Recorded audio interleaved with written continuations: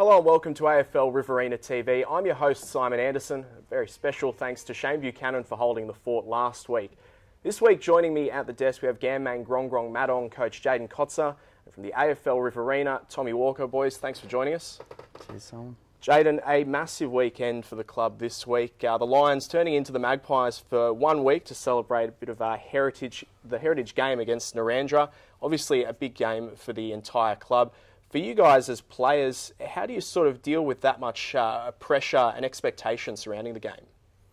Oh, look, we're just looking forward to seeing a few of the old lads out there. I think you get a bit of inspiration from, past players turning up. We're hoping to get a good crowd. It's obviously a 30-year reunion from the 1984 team and the 10-year reunion from the 04 team. So, look, I don't think there's too much pressure on. I just think it's great to see past players, getting involved and being around, and obviously having the game at Madong, which we haven't had for 8 years. Is just another great thing for the club, and looking forward to everyone getting out there and hopefully having 3 wins on the day. Obviously a lot happening off the field. How important is it that you guys focus about what's going on it, and as much as it's nice to look back into the past, you've got to sort of focus on what Narrandera's doing now? Oh, absolutely. Look, we've got to just deal with the things that we can deal with, and that's on the footy field. So we've got our list of 27 or 28 players that we're training this week, and we'll pick that final selection side like any other week on Thursday night, and hopefully we train well and play accordingly on Saturday. Tommy, what do you make of this game? Yeah, obviously Ganmang at Madong. Generally, Ganmang get huge crowds, let alone a couple of premiership reunions. They're going to be playing in front of a huge crowd at Madong. I think that will inspire the boys, and they should get up against Narrandera for sure. Big game out at Kindra Park on Sunday, probably the match of the round. Coolman up against Collingully, the rematch of last year's grand final. Both sides sort of meeting in different circumstances at the moment, you'd have to say, with Coolman a little bit down on form. Yeah, Coolman's result last week against Mangapla might have surprised a few. I think that was probably the game around last week, and Mango really came out and put the boys away. At home, Kindra Park on a Sunday should be a fantastic game. Collingully coming off a tight win, they might be a bit sore from that tough battle against Wagga Tigers, but I like Coolman. They're a premiership team, and they should respond maybe to Collingully. What do you make of them, Jayden? Obviously, the Demons taking the outright competition lead for the first time this season. They're travelling pretty well. Oh, absolutely. Look, 2 great teams. Coolman's got a sensational midfield, with some strong bodies in there. But Gully, just at the moment, their ball movement, especially across half back, has just been sensational. And if they're allowed to run, I just think they might pip Coolman at home. Some of the other round 12 fixtures, we've got Mangapla up against Leeton Witten. Mango, pretty hard to judge what you're going to get from them. Some weeks they're not up to their potential.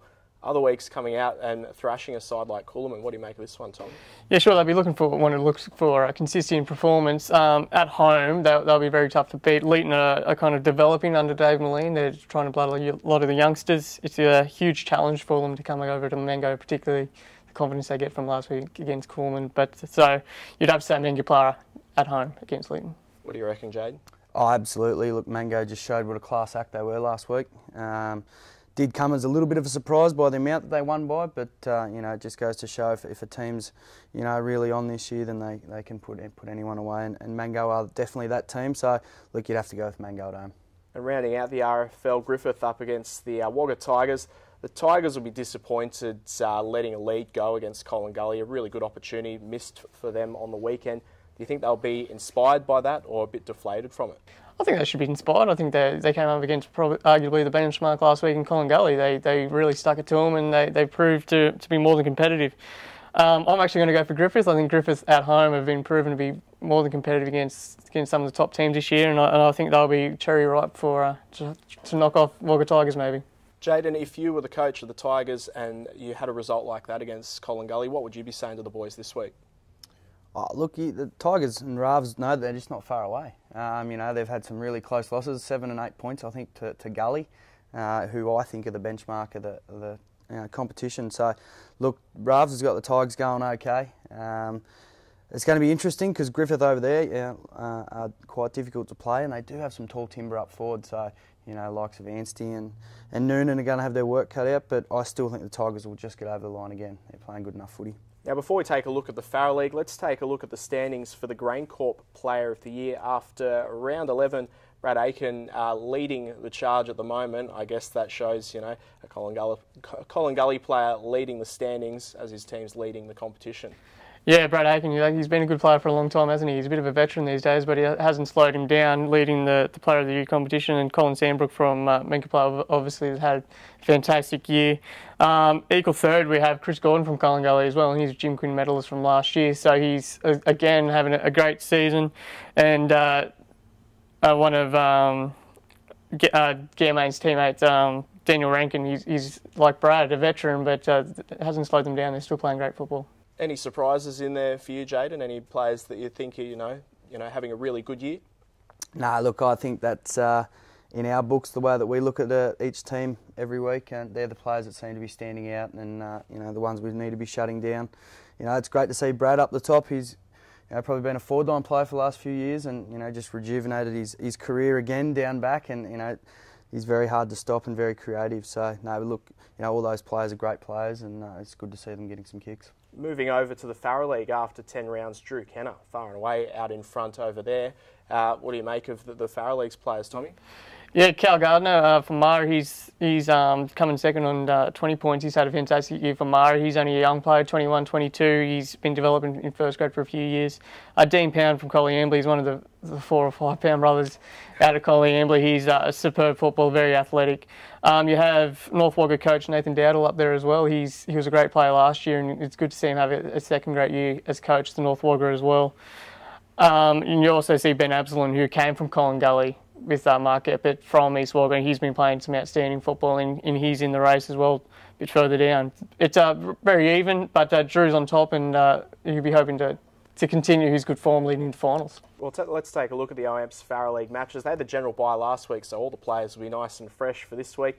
Kicking it off with a great matchup, Collyambly up against Temora. What do you make of this one, Tommy? I really like Collyambly at home. They've been proven to be arguably the best home team this year, including Temora. The fact that Temora are coming off a bye fresh will be great for them.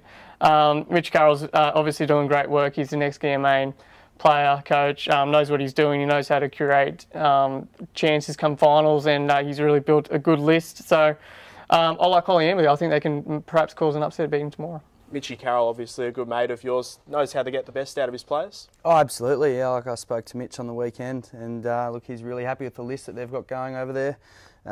Finals football hasn't been on the agenda at Collie for a long time, so look, he's got them pointing well and truly in the right direction, and having them sit third against a huge team like Temora, I think it's going to be a cracking game. But after speaking to Mitch, I think they might just get over the line at home.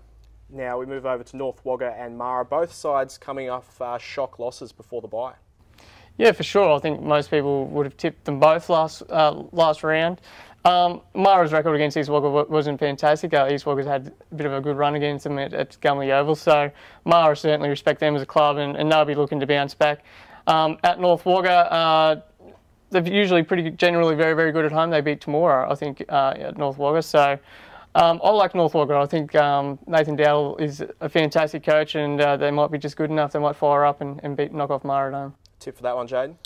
Yeah, well, look, I think with Clint probably being out, they might struggle to go across half back, but one of our ex-players, Andrew Roberts, will probably come in and fill the void. I think it'll be another good match, and I'm tipping Mara to bounce back in this one.